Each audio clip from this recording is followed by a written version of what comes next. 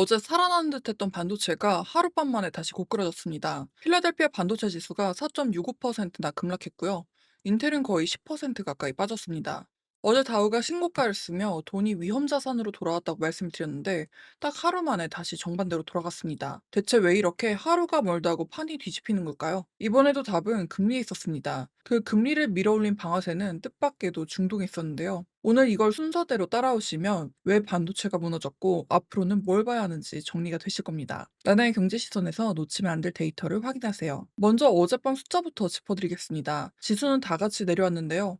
다우가 52,925포인트로 0.25% 하락했고요. S&P 500이 7,503포인트로 0.45% 하락했습니다. 나스닥이 25,818포인트로 1.16% 하락 마감했고요. 특히 반도체 지수가 12,300포인트로 4.65포인트나 빠졌습니다. 종목을 보면 무너진 쪽은 온통 반도체였습니다. 인텔이 9.66%, 웨스턴 디지털이 7.86%, 마벨이 7.45%, 샌디스크가 7.26%, AMD도 6.51% 급락했습니다. 반대로 오른쪽은 안전한 방어조와 에너지였는데요. 존슨앤존슨, 일라이릴리 같은 헬스케어가 3% 안팎으로 올랐고요. 엑손모빌, 쉐브론 같은 에너지주도 강했습니다. 섹터로도 에너지가 2.85%로 가장 강했고요. 반대로 산업재와 기술이 가장 약했습니다. 시장을 보면 공포지수가 3.6% 오른 16.13으로 불안이 커진 모습이 보였고요. 무엇보다 미국 10년물 금리가 4.51%로 1.6% 넘게 튀어올랐습니다. 환율은 1,516원이었고요. 자, 이 뒤집힌 그림의 진짜 원인을 풀어볼게요. 첫 번째는 다시 주저앉은 반도체입니다. 바로 어제 반등에 성공했던 반도체가 어젯밤엔 크게 급락했습니다. 특히 인텔의 낙폭이 유독 컸는데요. 어제는 AI가 죽지 않았다는 안도에 돈이 몰렸었는데 오늘은 그 돈이 통째로 빠져나간 거죠. 그런데 이번엔 반도체 자체의 악재가 아니었습니다. 반도체를 끌어내린 건 엉뚱하게도 저 멀리 있었던 중동에서 날아온 소식인데요. 그 소식이 뭐였냐면요. 세계 원유의 5분의 1이 지나는 호르무즈 해협에서 상선 세척이 잇따라 공격을 당한 겁니다.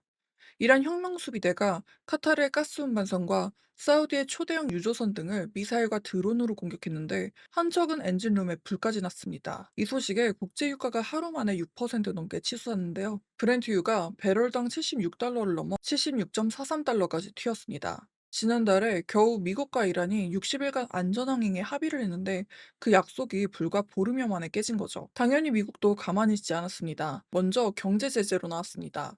미국 재무부가 지난달 합의로 풀어줬던 이란산 원유 판매 허가를 곧바로 취소했거든요. 이란의 돈줄을 다시 조인 거죠. 그리고 군사 대응도 병행했습니다. 미국 중부사령부가 호르무즈 상선을 공격한 이란에 강력한 대가를 치르게 하겠다며 이란에 공습을 개시했습니다. 중동 긴장이 순식간에 최고조로 올라간 겁니다. 자, 이제 이게 어떻게 반도체까지 무너뜨렸는지를 연결해 볼게요. 유가가 오르면 물가가 다시 들썩일 거란 걱정이 커지잖아요. 마침 어젯밤 뉴욕 연방준비은행 조사에서 사람들이 예상하는 1년 뒤 물가가 3.7%까지 올랐다는 결과도 나왔습니다. 2023년 9월 이후 가장 높은 수준이었죠. 유가에다 이 기대 심리까지 겹치면서 연준이 금리를 못 내리겠구나, 오히려 올릴 수도 있겠구나 하는 우려가 하루 만에 커진 겁니다. 그러니까 10년물 금리가 크게 튀어오른 거예요. 그래서 이 금리 상승이 미래 가치로 먹고 사는 반도체 같은 성장주를 정확하게 짓눌렀습니다. 결국 어제 물가가 식어서 반도체가 날아올랐다면 오늘은 중동발 유가가 물가 걱정을 되살려 반도체를 도로 끌어내린 거죠. 그런데 반도체가 흔들리는 와중에도 AI 투자 자체는 멈추지 않았습니다. 어젯밤 아마존이 무려 38조 원 규모의 회사채를 발행했는데요. 그 돈 대부분을 데이터 센터와 AI 칩 같은 인프라에 쏟아붓겠다고 밝혔습니다. 우리 돈으로 약 300조 원 가까이를 투자할 계획이에요. 반대로 마이크로소프트는 비용을 줄이는 쪽으로 움직였습니다.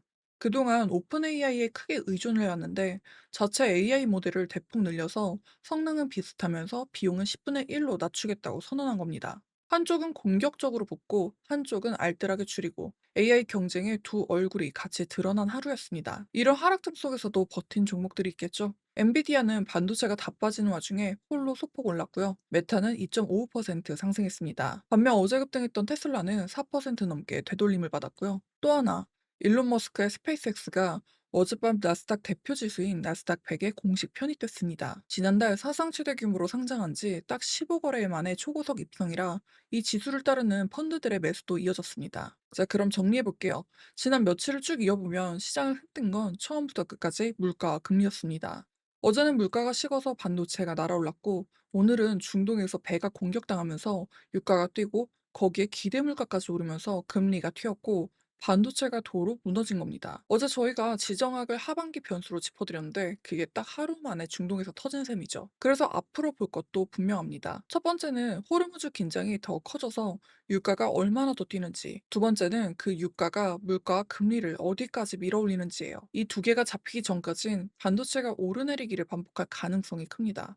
여러분은 이 중동발 불안 잠깐의 충격이라고 보시나요? 아니면 하반기 내내 갈 악재라고 보시나요? 댓글로 알려주세요. 오늘은 여기까지 시장을 살펴봤고요. 양질의 데이터를 제공해 드릴 수 있도록 구독, 좋아요, 알림 설정 부탁드립니다. 오늘도 시청해 주셔서 감사드립니다.